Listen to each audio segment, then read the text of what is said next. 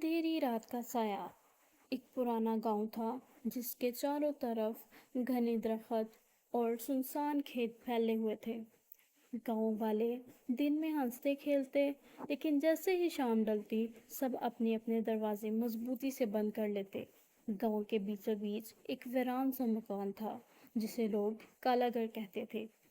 اس گھر کے بارے میں طرح طرح کی باتیں مشہور تھیں۔ کہا جاتا تھا کہ کئی سال پہلے وہاں ایک عورت کو بے دردی سے قتل کیا گیا تھا اور اس کی روح اب بھی اس گھر میں بھٹکتی ہے۔ رات کو اکثر وہاں سے چیخنے کی آوازیں آتی تھیں۔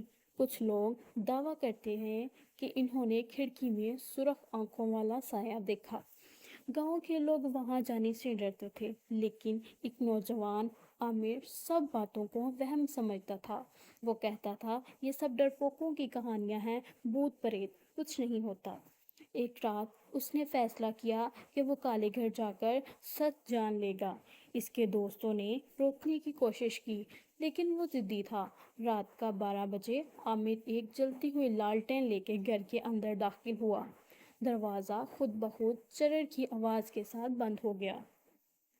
اندر ٹھنڈی ہوائیں چل رہی تھیں، جیسے کسی نے برفانی سانس لیا ہو۔ دیواروں پر پرانی تصویریں لٹکی تھیں جن کے چہرے آہستہ آہستہ مسکراتے اور پھر غصے میں بدلتے دکھائی دیتے۔ فرش پر خون جیسے دھبے جمی مٹی کے ساتھ چمک رہے تھے۔ عامر کا دل تیز تیز دھڑکنے لگا، مگر وہ آگے بڑھتا گیا۔ اچانک اسے لگا کسی نے اس کے پیچھے آہستہ آہستہ قدم رکھے ہیں۔ وہ پلٹا، لیکن کمرہ خالی تھا۔ اس وقت ایک عورت کی ٹوٹی پھوٹی آواز گونجی، واپس جا ورنہ کبھی واپس نہ جا سکے گا۔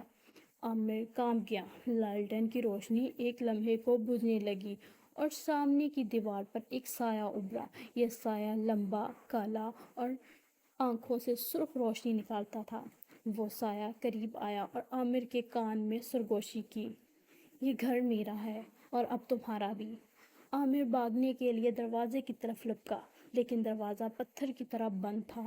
اچانک کمرے کی دیواروں سے ہاتھ نکلنے لگے، ٹھنڈے اور سخت، جنہوں نے عامر کو پکڑ لیا اور وہ چلایا۔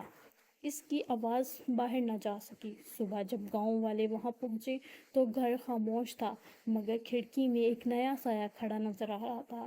وہ عامر کا تھا۔ اب وہ بھی ہمیشہ کے لیے کالے گھر کا حصہ بن چکا تھا۔